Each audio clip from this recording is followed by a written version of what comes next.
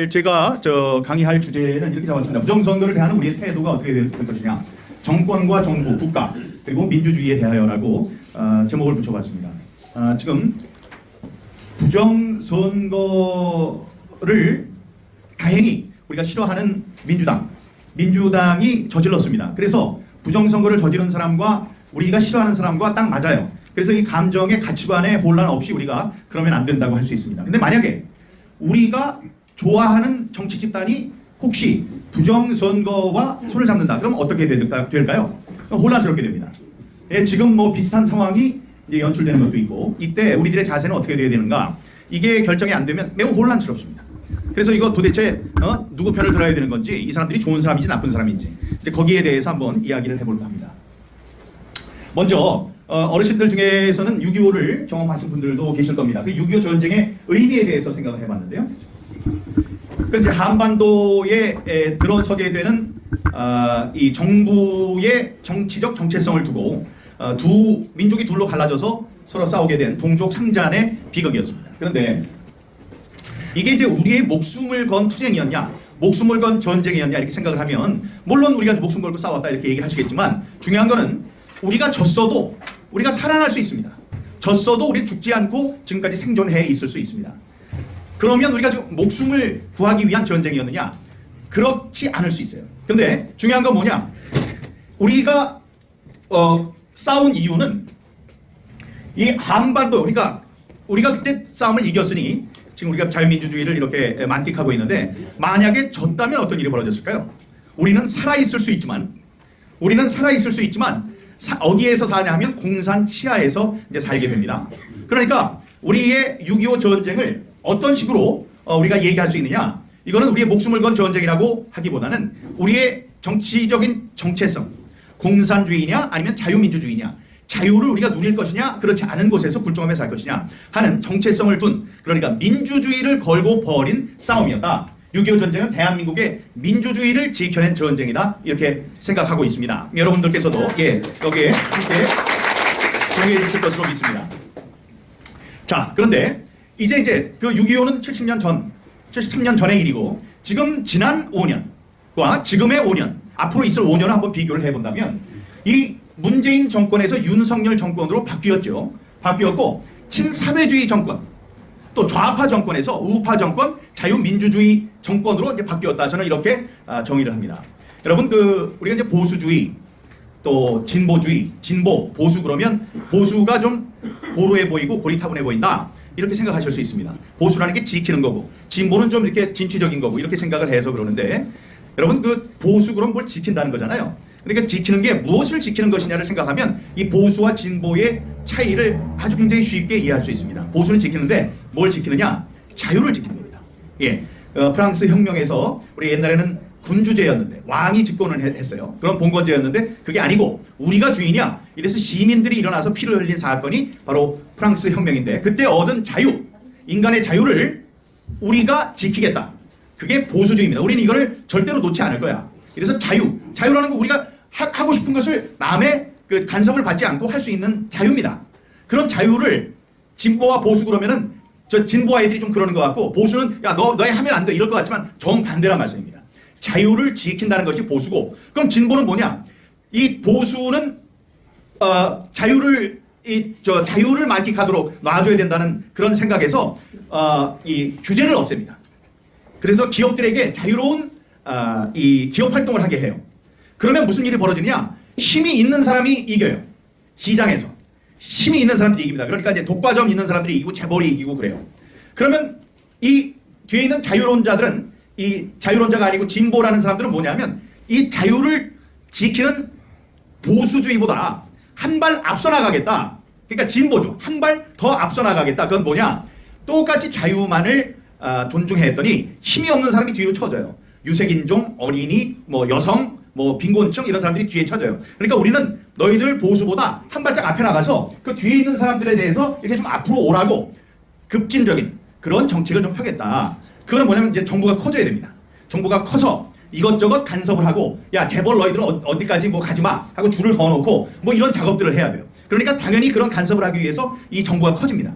이런 정부가 커지는 정부가 크고 돈을 많이 쓰고 사람들을 규제를 하고 이게 바로 얘네들이 말하는 진보예요. 보수는 이 기업들에게 자유를 주고 규제를 철폐하고 이런 것이 이제 보수주의입니다. 그런데 보수와 이제 진보가 부딪혔을 때 얘네들이 진보, 사회주의적인 진보를 주장했었다면 우리는 이제 자유민주주의 정권, 보수 정권으로 넘어갔다. 그런 의미가 있고요. 자유인이 좀 더 살기 좋은 사회가 된 거고 미국에는 마가라는 게 있죠. 보면 make 요게 잠깐만요. 네, 요게 안 되네요. 오케이. 아니 다른 게 아니고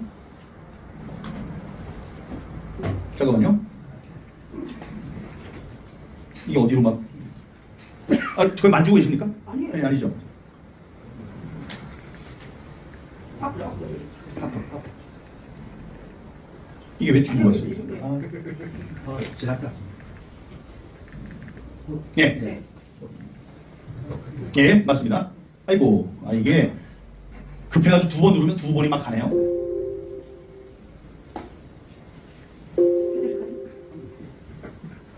예.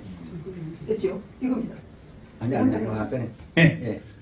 다시 도약하는 대한민국 마가라고 있는데 Make America Great Again이라고 트럼프가 얘기를 했어요. 그 전에 이 미국이 좀 국제 사회에서 좀 그 힘이 떨어지고 그러니까 이제 다시 미국을 위대하게 만듭시다. 그래서 마가 Make America Great Again 이렇게 앞에 있는 MAGA를 따서 했는데 이 윤석열 대통령이 이걸 얘기를 했습니다. 다시 도약하는 대한민국. 그게 똑같은 뜻이에요. 다시 도약하는 대한민국. 예, 그걸 아주 잘 만든 구호 같습니다. 왜냐하면 우리가 박정희 대통령, 이승만 대통령으로 해서 건국을 하고 그 못 살던 데에서 점점 건국의 토대를 마련하고 다음에 박정희 대통령 때 이 56달러에서 뭐 1000달러 넘는 그래서 지금 3만 달러로 가는 토대를 놓은 이런 아주 잘 나가는 아주 비약적인 발전을 이룩한 이 나라였는데 이 나라가 침체가 됐었어요. 사람들이 이제 지금까지 번 거를 나눠주자 뭐 이런 식으로 자꾸 얘기를 하니까 발전이 안 되죠. 노는 것, 뭐 이렇게 나눠주는 것 여기에 신경을 쓰다 보니까 침체됐었는데 이제 다시 한번 도약합시다. 이런 기치를 내걸고 지금 열심히 하고 있는 겁니다. 그러니까 지난 5년과 대비되는 앞으로의 5년이죠.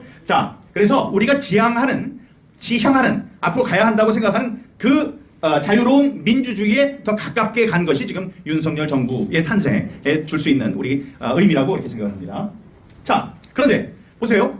6.25 전쟁은 자유민주주의를 위한 전쟁이었고 다음에 윤석열 정부는 지난 5년 동안 사회주의에 가깝던 자유를 억압하던 또 민주주의 토대를 위험하게 하던 그런 제도에서 앞으로 나가서 이제 좀 살만한 자유민주주의에 가까운 그러한 곳으로 이제 점이 이동이 됐는데 그러면 여기 이 자유민주주의와 공명선거는 어떤 의미가 있을까요? 아까 말씀드렸다시피 이 군주제도와 봉건제도에서는 왕이 주인이죠. 누가 주인이냐? 왕이 주인이에요.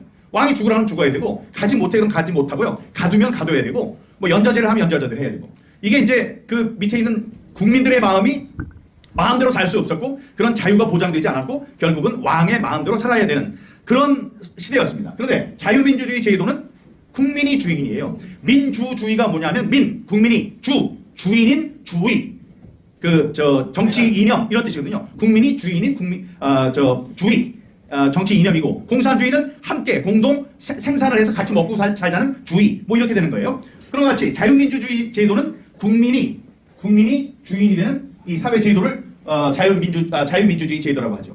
그러니까 자유민주주의에서의 주인은 우리인데 그러니까 왕이 바로 우리란 얘기고요. 그럼 누가 왕을 뽑느냐?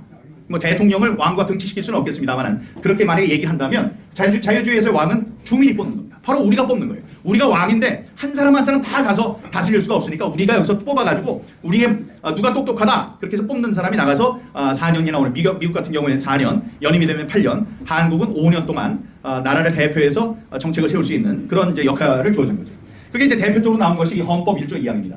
대한민국의 주권은 국민에게 있고 모든 권력은 국민으로부터 나온다. 이건 다시 한번 확인하기 위해서 그런 거예요. 누가 주인이다? 우리가 주인이다. 우리가 왕이다. 근데 그게 어떻게 표현이 됩니까? 선거로 표현이 됩니다. 그래서 매우 중요한 겁니다. 선거는 왕을 뽑는 거고 이 자유민주주의의 요체입니다. 요체. 이게 없으면 그냥 독재자예요. 저기랑 똑같은 거예요. 김일성 3대 이제 4대까지 내려가라고 하는 북한의 체제랑 똑같은 겁니다. 그래서 이 자유민주주의의 뿌리는 공정하고 투명한 선거. 그래서 공정하고 투명하다 해서 공명선거. 공명선거가 우리의 자유민주주의의 밑바탕이 되는 가장 중요한 뿌리다. 이런 말씀을 드립니다. 자, 민주주의의 투쟁의 역사, 자유민주주의의 역사라는 게 있습니다. 언제 민주주의가 생기고 뭐 이런 걸 볼 때 그거는 공정하고 투명한 선거, 공명선거를 확보하려는 그 투쟁의 역사였습니다. 미국 같은 데 보면 흑인에게 선거권 안 줬고요. 여성에게 선거권 주지 않았습니다. 뭐 그런데 그걸 찾아오는 투쟁이 굉장히 치열했죠. 그 투쟁의 역사가 미국 민주주의의 역사입니다. 근데 우리나라도 그래요. 우리나라는 뭐가 있나요? 3.15 부정선거 63년 전에 1960년에 맞죠? 73년 전이구나. 63년 전. 예. 그러니까 1960년에 부정선거가 저질러졌고 김주열 군이 눈에 이 최루탄이 박힌 채 떠올랐죠. 그걸 보고 이제 4.19 혁명이 일어나고 다음에 이제 5.16 혁명으로 이어지는 그런 이제 역사를 갖게 됩니다. 우리나라 자유민주주의 역사도 사실은 그 올바른 선거제도, 또 직선제를 이끌어냈잖아요. 직선제. 이렇게 올바른 선거를 이끌어내기 위한 투쟁의 역사였다. 근데 4.15 부정선거가 일어났습니다. 이거는 아까 말씀드렸다시피 2020년이니까 1960년에 일어났던 그때로부터 시점으로 계산하면 60년 만에 일어난 대규모 부정선거입니다. 또 신기하게 대법원이 법을 어긴 사건이에요. 이 선거법 제225조는 이 선거 무효 소송은 다른 쟁송, 그러니까 다른 사건에 우선하여 180일 이내에 처리하여야 한다. 이렇게 되어 있습니다. 이게 대한민국의 자유민주주의를 보장하는 매우 중요한, 가장 중요한 법 조항이라고 저는 생각합니다. 이건 무슨 쉽게 얘기하면 뭐냐면 만약에 선거를 했는데 선거가 좀 이상하다고 생각하면 손을 들어라. 손을 들면 가장 똑똑한 사람으로 하여금 누구예요? 대법관들. 가장 빠른 시일 안에 얼마? 180일. 6개월 안에 처리하도록 하겠다. 이 재판 하나 잘못 걸리면 4년도 가고 10년도 갑니다. 근데 이건 그렇게 하면 안 되고 180일 이내에 딱 끝내야 된다라고 규정이 돼 있어요. 규정이 돼 있으면 법을 지켜야죠. 근데 이 법을 지켰나요? 2020년 4월 15일 날 있었던 선거에 대해서 무효 소송을 했는데 거기에 대한 판결이 2022년 7월 28일 날 났어요. 그러니까 2년 3개월 만에 난 겁니다. 말이 안 되는 거죠. 이 법을 어긴 사람들이 누구예요? 대법관. 말이 안 되는 거예요. 이 단심제입니다.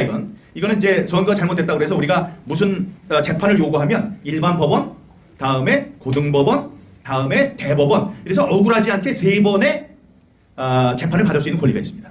근데 이거는 그렇게 하다가 제 임기가 4년인데 4년이 다 지나가는 마지막 날에 이거 봤더니 민경욱이 당선자네요. 저 사람이 당선자가 아니고. 그리고 좋아해가지고 딱 갔더니 다음날 너 나오세요. 이렇게 되는 거잖아요. 임기가 있으니까. 그러니까 그렇게 하면 안 된다. 안 되기 때문에 6개월 안에, 늦어도 6개월 안에 하라는 거예요. 근데 2년 3개월 만에 이게 아니에요. 이게 맞는 것 같아요. 라고 정말 되지도 않는 법률 도륙을 일으킨 것이 728 판결이죠. 자, 이런 사건이 4.15 부정선거가 가져온 역사적 의미가 된다. 다음에 4.15 부정선거는요. 모든 방법이 총동원된 백화점식 부정선거입니다. 이건 뭐냐면 그 전에도 많은 부정선거가 있었어요. 근데 우리는 거기에 대해서 의심하지 않았습니다. 아유 설마 옛날에 3.15 때 부정선거 해가지고 최인규가 사형 당했는데 그 무서운 거를 누가 하겠어. 이렇게 생각을 하고 가만히 있었는데 여러분 창원을에 노회찬 씨가 자살을 해서 보궐선거가 있은 적이 있었습니다. 보궐선거 할 때 제가 거기 가가지고 살면서 황교안 대표랑 살면서 그 선거운동을 했어요. 그래서 우리가 굉장히 이긴다는 자신감에 차 있었을 때입니다. 근데 그게 이제 개표를 할 때예요. 개표를 다 할 때까지 이겼어요. 근데 이 사전선거 투표함 하나만 열어야 돼요. 하나만 열면 돼. 근데 거기 불이 나갔다 그러고 그러면서 한 시간 넘게 개표를 안 했어요. 그러다가 나왔는데 졌어요. 그 마지막 하나 때문에. 그러니까 지금은 알죠. 사전선거에서 항상 그런 일이 있다는 거예요. 근데 그때만 해도 황교안 총리한테 제가 그래서 황교안 대표, 제가 대변인이었는데 제가 이제 기자가 전화가 와가지고 그거를 이제 알려드렸어요. 졌답니다. 조용히 그러니까 우리가? 그래서 네, 그랬더니 알았다고. 이러면서 선거 결과에 우리가 겸허하게 그걸 받아들이면 이러면서 이제 나가셨어요. 그때 우리가 지금 알고 있었던 걸 그때 알았다면 야 이거 뭐야 재검표해봐 이랬을 겁니다. 근데 그때까지도 그런 거 꿈에도 생각 못했거든. 그러니까 넘어간 거예요. 넘어갔기 때문에 그런 일이 계속됐어요. 맞습니다. 예? 지방선거도 그렇고 보궐선거도 그렇고 심지어 지금 대통령 선거도 그렇잖아요. 대통령 선거 네가 어떻게 알아? 알죠. 왜냐? 대통령 선거 윤석열하고 이재명의 차이는 그 6일 전 여론조사 결과를 발표할 수 없는 6일 전까지는 10%에서 15% 차이가 났습니다. 이게 6일 만에 0.73으로 줄어들어요? 아니 그럴 일이 있었어요? 벌어지면 더 벌어졌지? 근데 이게 0.73으로 좁혀져가지고 이겼잖아요. 그리고 그때 나온 표 차이가 27만 표입니다. 27만 표인데 만약에 이 사람들이 평소 같았다면 평소에 보는 이재명 같았다면 이걸 어떻게 했냐? 이 얼마나 악다구리 쓰는 사람이에요. 그러니까 야 제곱해 그 얘기는 아니구나. 27만 표인데 전국에서 나온 무효표가 몇 표였냐? 30만 표였어요. 아니 무효표가 30만 표인데 27만 표 차이로 졌으니까 평소에 이재명 같으면 어떻게 합니까? 야 제곱해! 이거 뭐 우리가 이긴 거 이럴 거 아니에요. 그런데 자기가 알아서 우리 졌어요 이랬어요. 이유는 아니까. 이걸 다시 재검표하면 큰일 나잖아요. 이게 더 차이가 난다는 걸 아니까 아무 말도 못한 거예요. 이렇게 모든 방법이 총동원된 백화점식 부정선거였습니다. 또 하나 이때 이제 부정선거를 위한 이제 여러 가지 조처를 한 것 가운데 하나를 말씀드리면, 여러분 이제 지난 선거들을 쫙 돌아보면서 이 통계를 보면 이렇습니다. 민주당이 있고 만약에 지금 같이 국힘당이 있다. 그럼 국힘당 같은 경우에는 저기 그 전라도, 호남에 있는 몇몇 군데는 후보도 내질 못해요. 내지 못하는 데가 많죠. 나가봤자 지니까. 돈 그렇게 하면서 이길 것도 아닌데 나가겠다는 사람이 없어요. 그래서 막 비어요. 마찬가지로 민주당도 우리가 강력한 그 지역에서는 사람들을 내보내지를 못해요. 대구나 경북 같은 데는 나가봤자 지니까 후보를 내질 않습니다. 근데 지난번에는 전부 다 냈어요. 민주당이. 253곳을 전부 다 냈습니다. 근데 그렇게 낸 이유는 컴퓨터로 조작을 할 때는 한 군데라도 예외가 있으면 예외적으로 높고 낮고 이런 게 나오니까 전부 다 모든 곳에 데이터가 있어야 돼요. 그렇기 때문에 253곳에 전부 다 출마를 시켰습니다. 자, 그럼 출마시킨 게 중요한 게 아니고, 출마하면 돈을 쓰잖아요. 자기가 선거 자금을 쓸 거 아닙니까? 선거 자금 쓰는 게 한 1억 5천씩 써요. 그럼 그 돈이 어디 있어요? 그럼 뭐 없다고 그럴 거 아닙니까? 근데 지난번에 선거에서 어떤 일이 벌어졌는지 아세요? 여러분, 선거에 한번 나가서 얼마를 얻으면 나라에서 쓴 돈을 다 줍니다. 그게 몇 %예요? 잘하시네. 15%만 넘으면 1억 5천 쓴 걸 다 줘요. 지난번에 민주당은 다 15%가 넘었어요. 모르셨죠? 알지. 아는 분도 계시고. 자, 그러니까 근데 거기에 딱 한 군데, 경주만 빼놓고, 경주도 14.7%가 14.9%예요. 몇백 표 차이로 못했는데 전부 다 15% 이상으로 받도록 프로그램을 해놓은 거예요. 그래야지 나가죠, 사람들이. 예, 나가서 자기가 쓴 돈을 전부 다 받는 거예요. 근데 이게 받는 게요, 자기가 쓴 거 받는 거지 이렇게 생각할 게 아닙니다. 제가 만약에 나간다고 그래요. 제가 만약에 지금 빵원이에요. 돈이 하나도 없어. 그런데 제가 선거에 나가요. 나가면 이 모금을 할 수 있어요. 예? 정치 자금을 모금할 수 있어요. 그래서 1억 5천까지 모금을 할 수 있어요. 그럼 1억 5천이 들어와요. 저는 빵원이었는데 1억 5천만큼 부자가 됐어요. 근데 1억 5천만 원을 선거하면서 써요. 그럼 다시 빵원이 되죠. 근데 15%가 넘으면 어떻게 돼요? 나라에서 1억 5천을 줘요. 그럼 나는 뭐예요? 빵원이다가 1억 5천만 원 부자가 되는 거잖아요. 이게 바로 선거 공영제입니다. 옛날에 돈이 있어야지 선거를 했는데 지금은 돈이 없어도 자격이 되면 나와서 선거를 하도록 만든다. 그래서 돈이 없는 사람도 투표를 할 수 있도록 하기 위해서 그렇게 하는 거예요. 그러니까 민주당에 있었던 253명, 그 사람들은 한 명만 빼고 전부 다 출마했고, 한 명만 빼고 전부 다 돈을 다 돌려받았어요. 그래서 다들 부자가 됐다 이거예요. 이런 특이한 현상이 일어난 것이 지난 4.15 선거였다. 선거의 주범은 누굽니까? 이겨서 좋은 놈이 주범이죠. 민주당이죠. 다음에 문재인 정권. 다음에 이거는 뭐 중범이라고도 할 수도 없이 공동정범으로 중앙선관위가 거기서 짝짝꿍 해주고 맞춰주지 않았으면 이런 일이 일어날 수 없습니다. 그리고 중요한 얘기가 있어요. 제가 코로나에 걸려서 죽을 뻔했습니다. 코로나에 걸려서 죽을 뻔해서 병원에 누워있는데 국회의원 중에 딱 한 명이 전화를 했습니다. 딱 한 명. 얼마나 아프세요? 그냥 너무 고맙더라고요. 지금 괜찮으세요? 그래서 내가 전화해줘서 한 분밖에 없네. 뭐 당연히 우리 사이에 이래야죠. 이런 분이 있었어요. 근데 그 사람이 저한테 뭐라 그랬냐? 이번에도 선관위가 조금만 더 잘해줬으면 우리가 이길 수 있었다는 거 의원님도 잘 아시잖아요. 내가 알긴 뭘 알아. 저야 알죠. 자기네들이 이렇게 한다는 거. 그러니까 그거는 무만결에 저한테 고백을 한 거예요. 중앙선관위랑 한패다. 마지막에 그걸 좀 잘 못해가지고 우리가 졌다. 이런 얘기를 하는 거예요. 대선을. 그러니까 그 사람들이 한 편이에요. 한 편. 자기가 얘기했잖아요. 자기가. 질문하시는 거예요? 아니죠? 이따가 하시고요. 예. 그러면 선거의 종범은 누구냐? 이 대법원, 검찰, 정당, 다음에 이 언론, 이 자들이 같이 공모를 했다고 볼 수밖에 없습니다. 왜냐하면 이렇게 떠들썩하고 부산에서 잠깐 모이자고 그러는데 이렇게 많은 분들, 애국 시민들이 모이신 이런 위력을 갖고 있는 부정선거라는 것을 한 번도 우리 입장에서 제대로 보도하는 곳이 없잖아요. 이건 이제 큰 문제가 되는 거죠. 자, 4.15 총선 부정선거의 성격이 또 한마디로 하면 투표 결과 이상한 통계로 불거진 부정선거 의혹이 재검표에서 나온 101화 배춧잎 일장기 화살표 투표지로 증명된 명제다 이거예요. 명제. 이 딱 맞는 말이라는 얘기죠. 자, 이거 뭐냐면 보세요. 제가 어떻게 투표 결과 이번이 부정선거라는 것을 어떻게 확신할 수 있었겠습니까?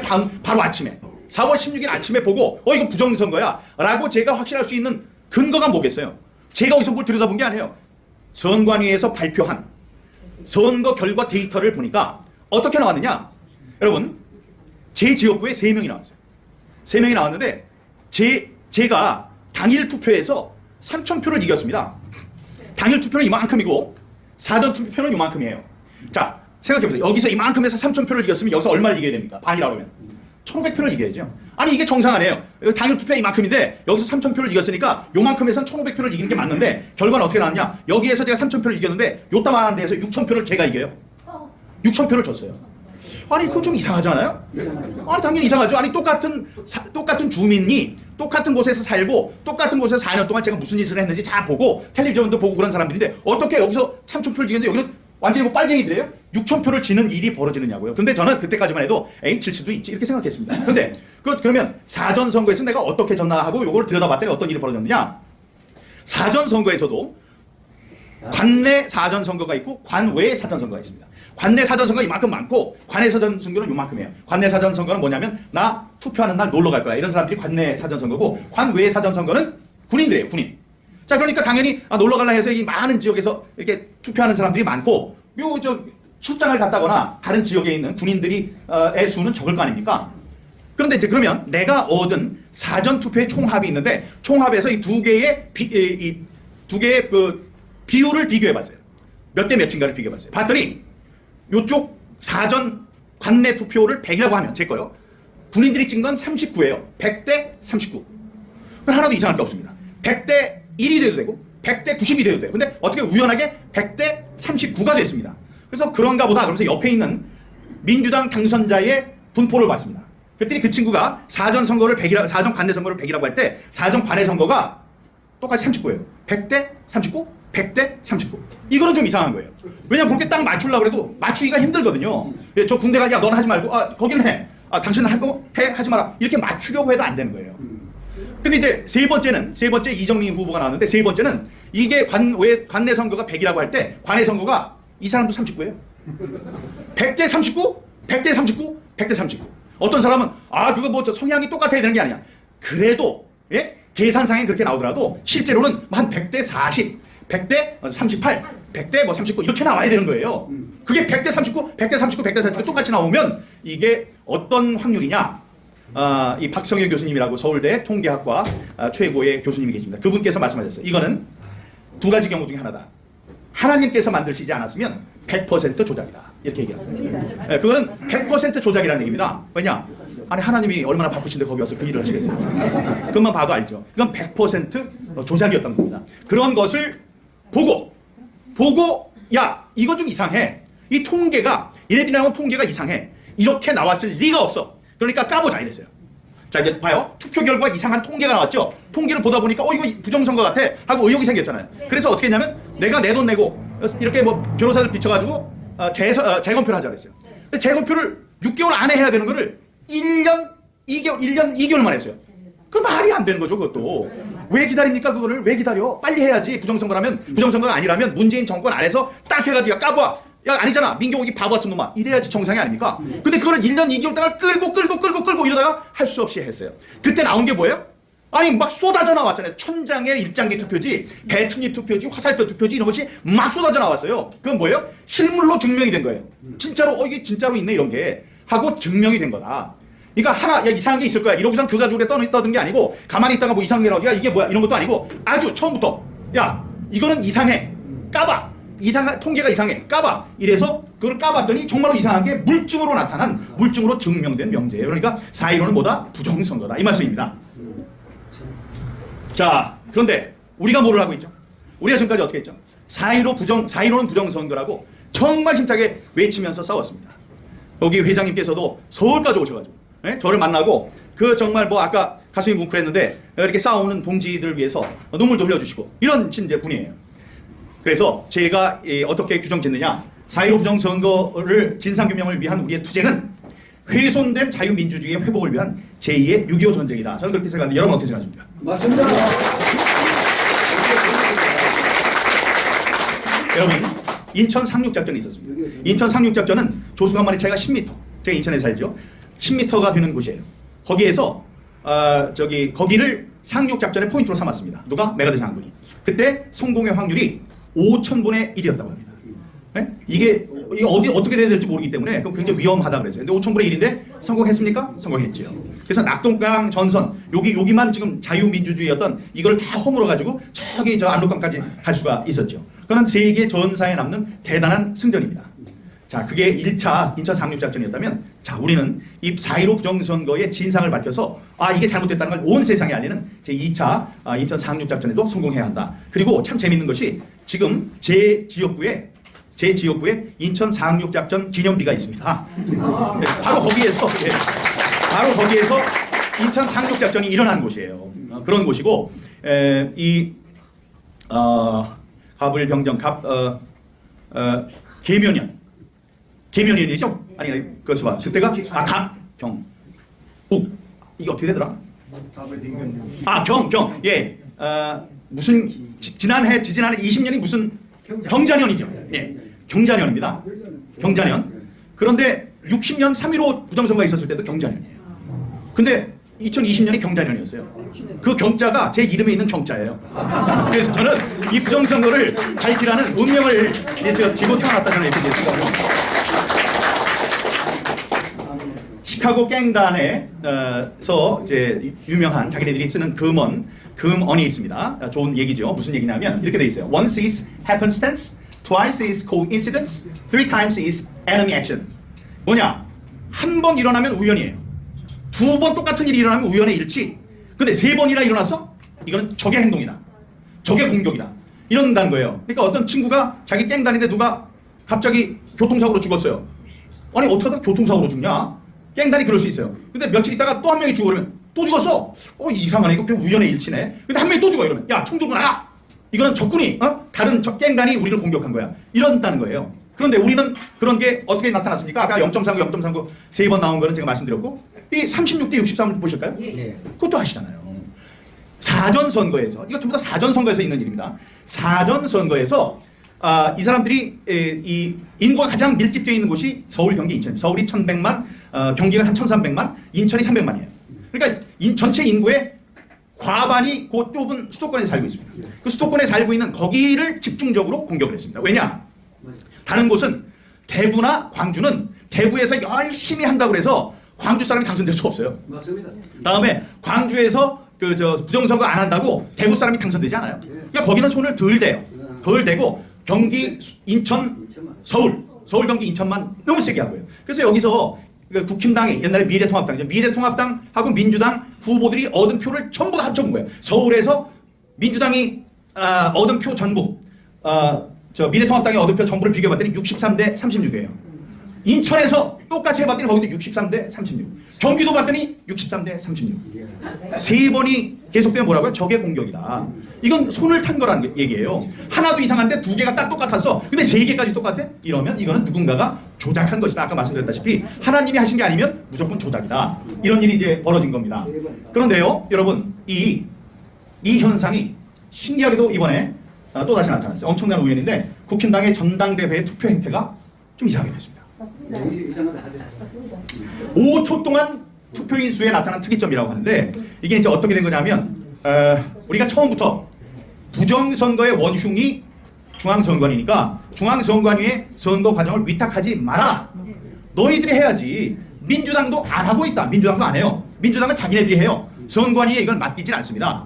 그런데 이걸 맡기면 안 된다. 아니 민주당이 하는 걸 왜 이쪽에서 하느냐. 이렇게 제가 주장했죠. 두 가지 주장이 있어요. 하나는 국민 여론조사 하지 말아라. 역선택이 일어난다. 그래서 그거는 관철됐어요. 100% 당원들과 책임당원들의 이제 당원들 좀 섞어서 하는 그런 투표로 진행이 됐습니다. 그런데 두 번째, 위탁하면 안 된다. 이걸 얘기했는데도 이건 관철됐나요? 죽어도 안 하는 거예요. 지금까지 43일 동안을 단식 투쟁을 하면서 그 앞에서 릴레이 단식 투쟁을 하면서 야 이거 하면 안 되라고 얘기를 했는데도 죽어도 한다고 그래가지고 했잖아요. 처음부터 문제가 있다고 제기를 했어요. 문제를 제기를 했는데 실제로 문제가 나타났지 않습니까? 그래서 우리가 가서 이제 저는 이제 황교안 캠프에 들어가진 않았습니다. 근데 황교안 캠프의 선대위원장인 박주현 변호사가 그 참관인으로 가가지고 거기에서 그 선관위에서 따라락 하면서 그 5초마다 전국에서 투표하는 사람들의 인원수가 집계되는 거를 찍으면서 그를 생방송으로 방송을 했어요, 유튜브로. 그러니까 쫙 하고 계속 나간 거예요. 근데 찍는 사람도 찍히는 사람도 이게 뭐가 뭔지 몰랐어요, 처음에는. 그냥 계속 내보낸 거예요. 근데 한참이 지난 다음에 중앙선관위에서 저 생방송 하지 마세요, 이런 거예요. 그래서 가만히 있어요. 생방송 안 하면 불이익 줍니다. 황 대표한테 불이익 줍니다. 이러니까 알았어. 이런데 생방송을 안 했습니다. 생방송을 안 하는 대신에 계속 녹화를 했어요. 그걸 모르고 계셨나 봐. 녹화를 계속했어요. 그 뒤에 어떤 일이 벌어지느냐. 여러분, 전국에 여기서 하는 게 아니고 전국에서 사람들이 여기서 하고 저기서 하고 자기 핸드폰으로 하니까 몇 명이 하는지 모르잖아요. 몇 명이 할지. 그런데 이렇게 될 수 있습니까? 5초마다 10명 전국에서 10명 이렇게 될 수 있나요? 아니 그러면 10명이 아니라 이렇게 10명, 20명, 10명, 40명, 20명, 10명 이렇게 될 수 있습니까?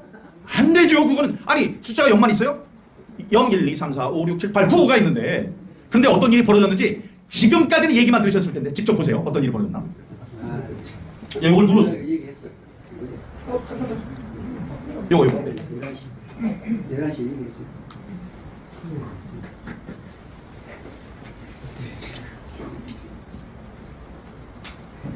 자, 보세요. 잘 보세요.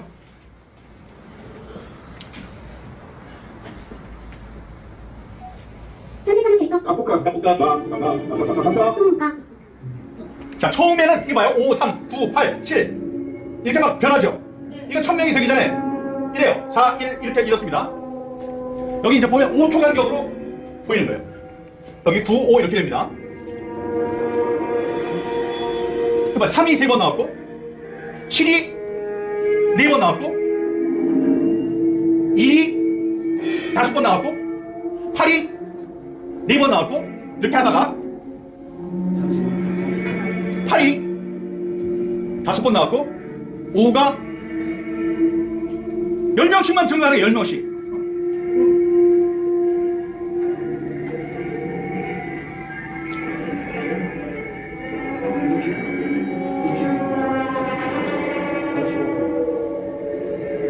할 말인지 보세요. 10단위로만 바뀌는 거예요. 18번이나 6만 또 이렇게 나오고.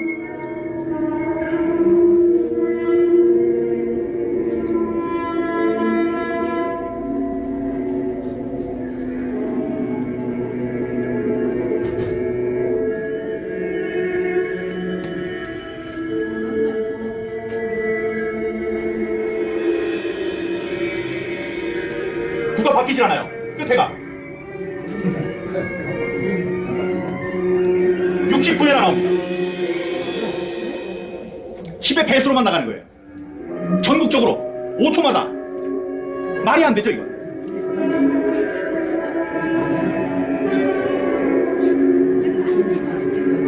자, 7 보세요. 몇 번이나 나오나.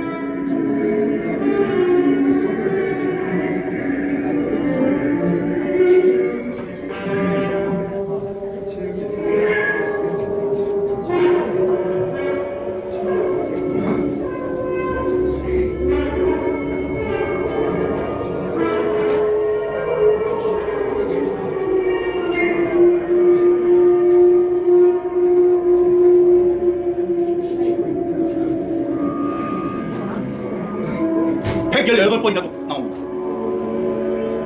또 7이 계속 나요. 아까 118번에 합치면 얼마나 많이 나오는지.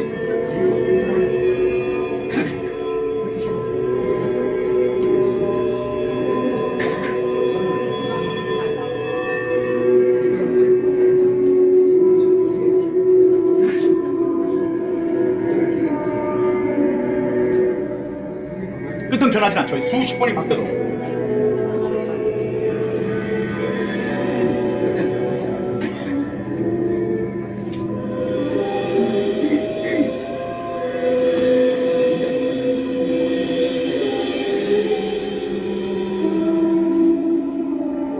아니잖아요. 여기는 다 다르잖아요. 6, 4, 3, 2, 1, 9, 3, 5, 4, 7. 그러니까 이렇게 엮어가지고 10명씩 하게 돼 있는 게 아니에요.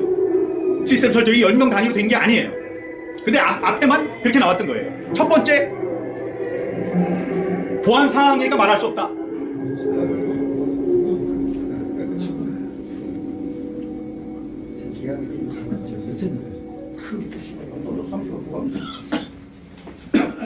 이미 이제 수많은 스톱 해주셔야 증거가 되겠습니다. 나온 과거의 총선이나 대선, 지선에서도 마찬가지였지만 이 사회의 고학의 카르텔이 진실을 각서 써라.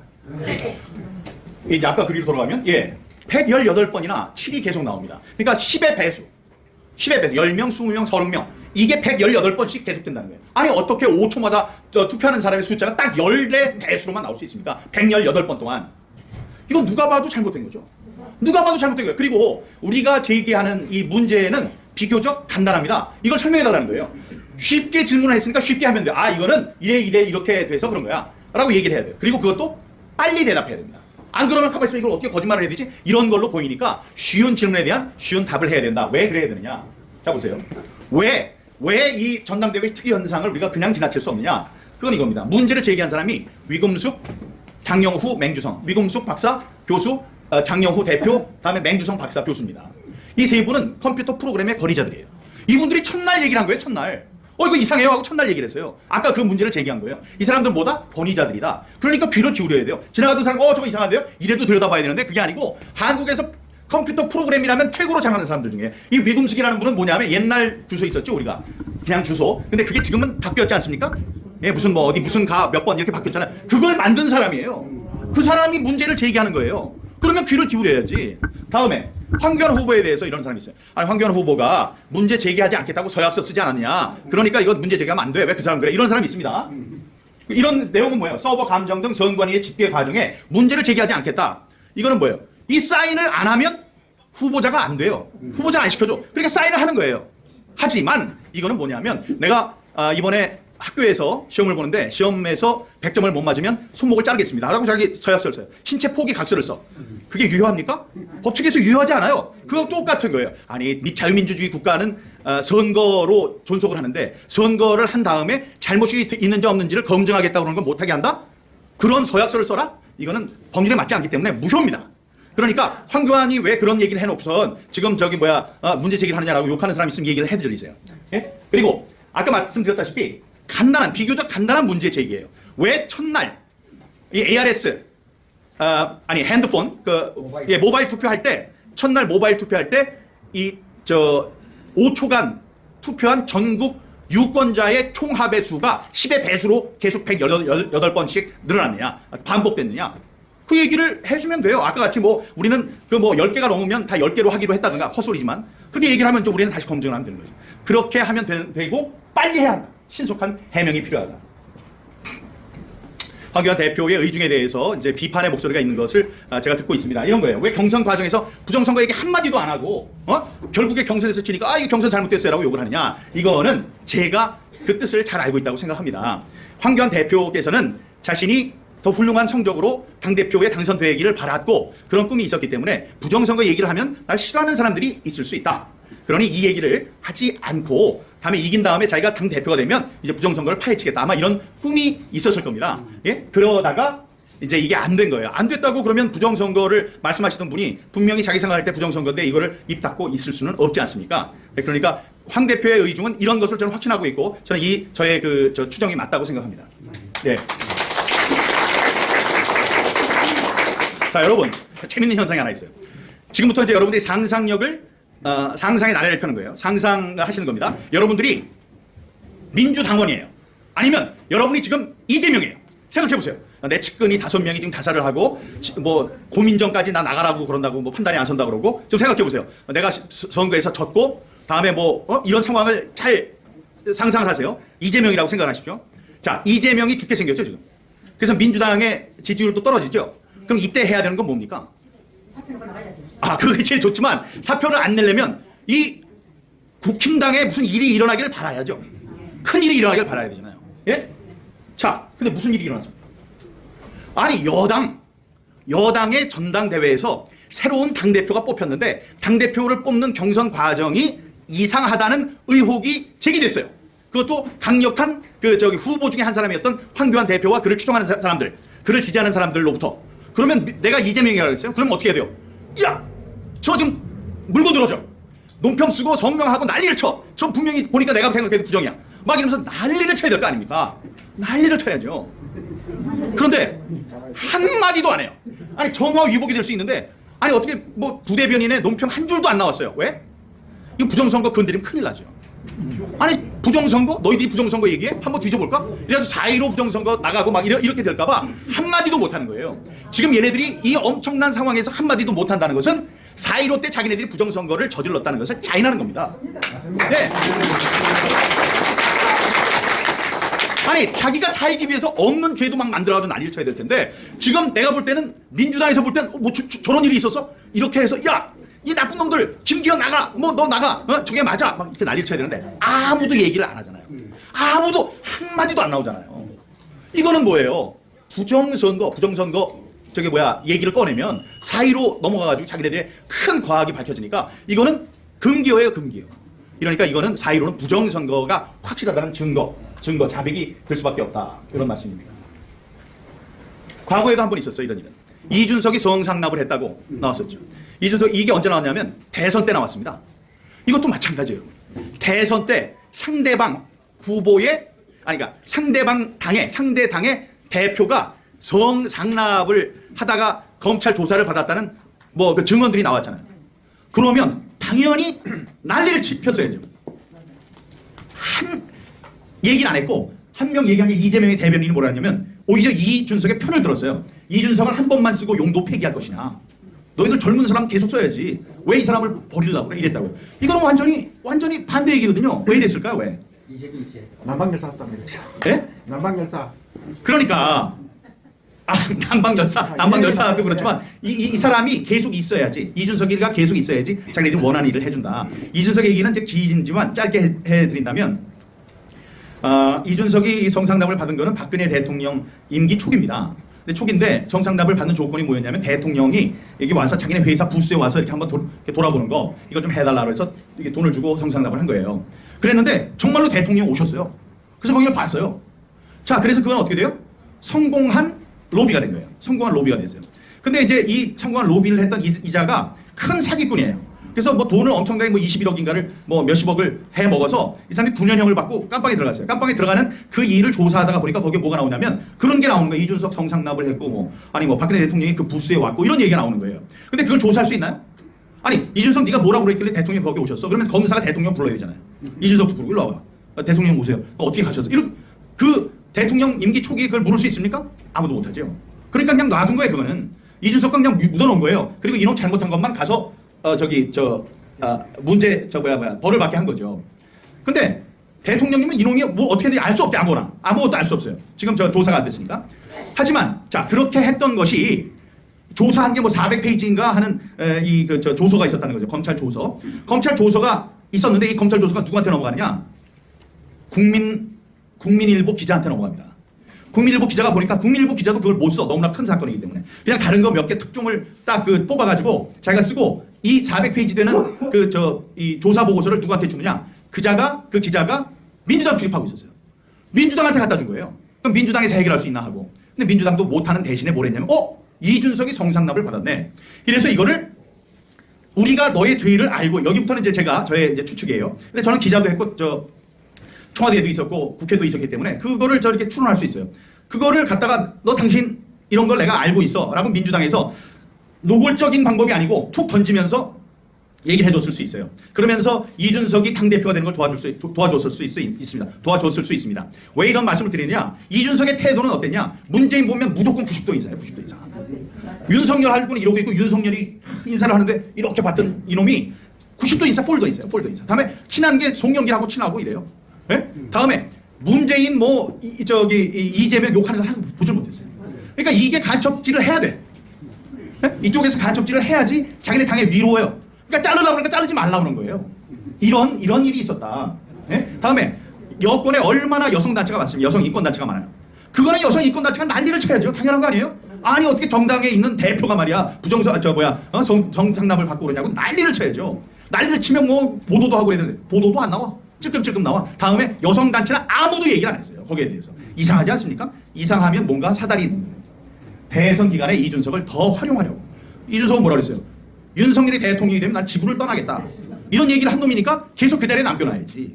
그랬던 거다. 그러니까 이놈들이 이 민주당 사람들이 이런 정치권에 무슨 일이 일어나면 그걸 100% 활용하기 위해서 애를 쓰는 자들인데 이번에도 이거 대통령 전당대회 경선 과정에 이런 게 있었다 그러면 그걸 자기는 활용을 해야 되는데 전략적으로 이거 하면 큰일 나. 그래서 입을 막은 거죠. 그런 사태다. 예, 그때 이랬었어요. 제가 쓴 건데 이제 권력을 잡아 여당이 된 국힘당의 이준석 대표 성상납과 실업 무마 시도 사건을 왜 언론들은 보도하지 않는가?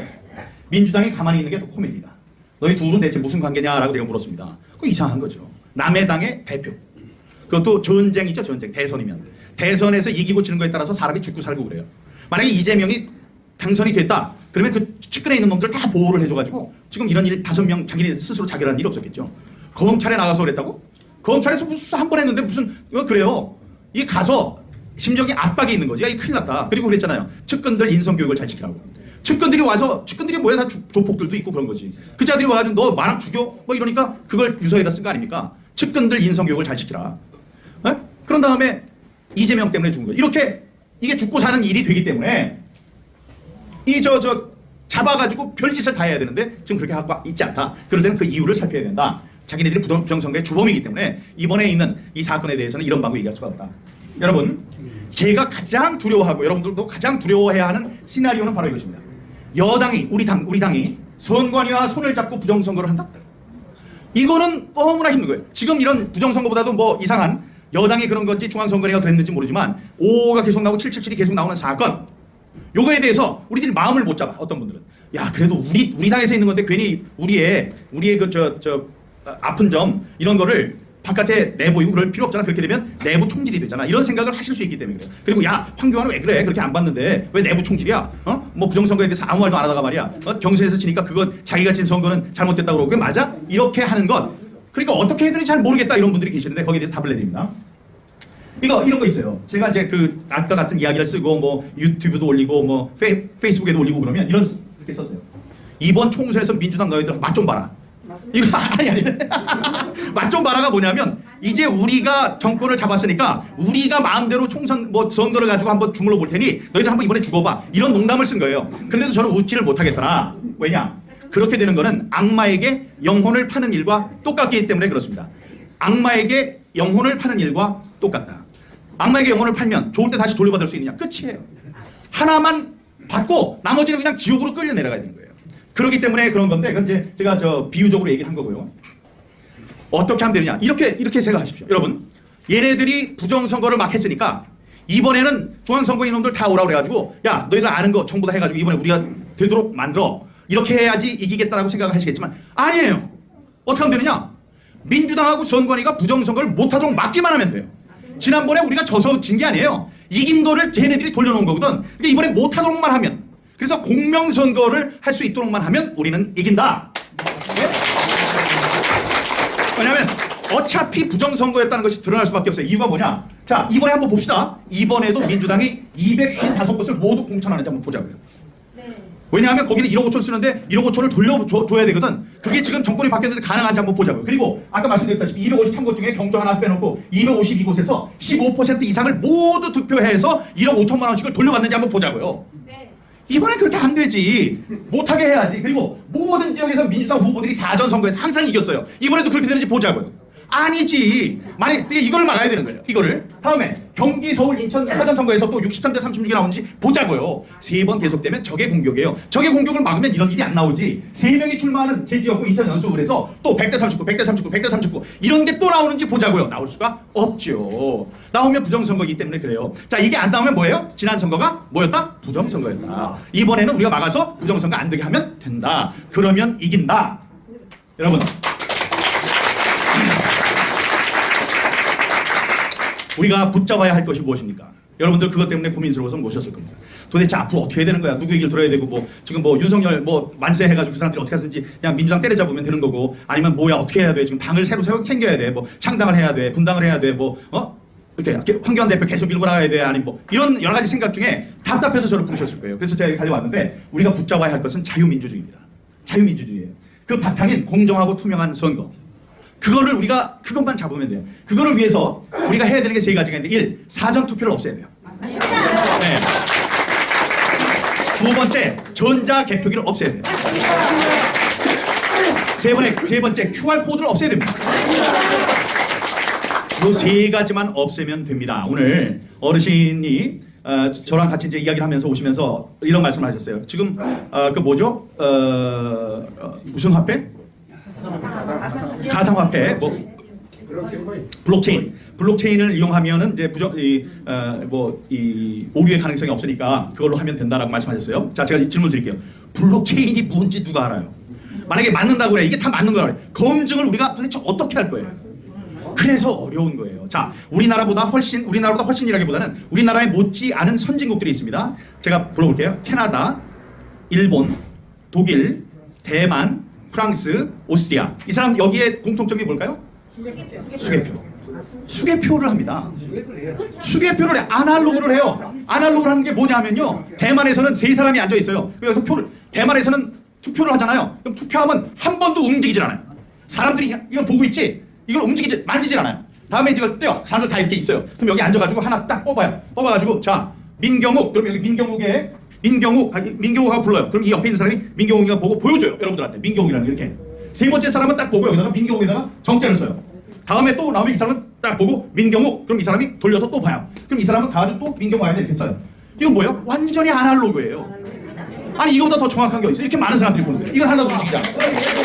그러니까 무슨 뭐 사전 선거 한다고 그래가지고 뭘 보내고 5일 동안을 갖다 놓고선 투표용지가 전국을 막 돌아다니고 무슨 이름이 깨씨, 금씨, 꽁씨 뭐 이런 사람들이 막 있다고 그러고 난리를 치는 그런 상황 없이 아주 간단하게 투표하고 절대로 움직이면 안 돼. 투표하면 움직이지 마. 자, 사람들 여기 꽁꽁 CCTV를 해. 근데 바로 사람들이 있는 자리에서 나와가지고 개표해. 한 사람은 읽어. 민경욱 아니면 뭐 통일민주당 뭐 이렇게 읽어. 그럼 뒤에 사람이 보여줘. 세 번째 사람들이 써. 아니 새벽 4시에 못하면 7시에 하면 어때요? 개표 결과가. 예? 아니 신속한 게 뭐 중요해요? 정확한 게 중요하죠. 그런 거예요. 그렇게 하면 됩니다. 근데 이거를 괜히 아니 프랑스나 대만이나 무슨 일본이나 우리보다 뭐 전자 그게 기술이 모자라서 안 하냐고요.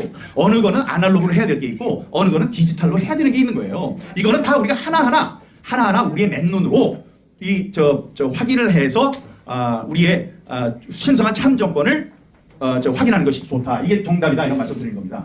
자, 자유민주주의는 우리가 붙잡아야 할 것, 지켜야 할 것, 자유민주주의, 또 그 바탕이 공정하고 투명한 선거.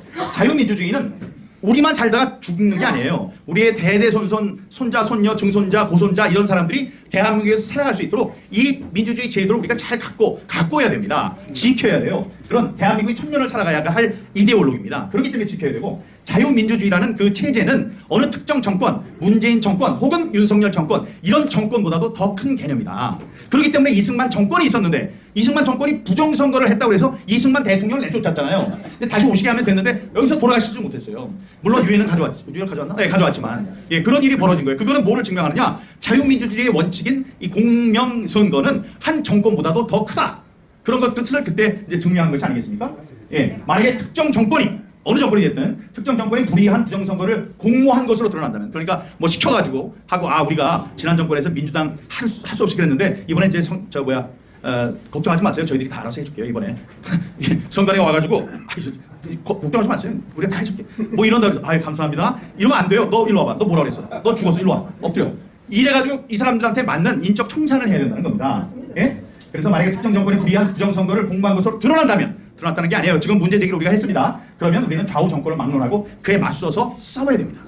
그것만 하면 우리 여기 모인 사람들이 대대손손 얘기할 수 있어요. 우리는 이 부정선거 여러 개 있었는데 그것 때문에 나라의 구군이 꺾이고 대한민국의 자유민주주의 제도가 끝장날 뻔했어. 근데 할머니 할아버지가 이거를 우리가 싸워가지고 이걸 지켜냈어. 그래서 사전투표 없애고 QR코드 없애고 전자개표기 없애고 그래서 우리가 아날로그로 돌아갔어. 이게 바로 우리 할머니 할아버지들이 한 거야. 이런 자랑스러운 얘기를 할 수 있어야 한다. 자유민주주의는 영원히 존속해야 합니다. 미국의 제3대 대통령 토마스 제퍼슨은 이런 이야기를 남겼습니다. 민주주의라는 나무, 저 나무 있죠. 민주주의라는 나무는 때때로 독재자와 애국자의 피를 마시고 원기를 회복해야 한다.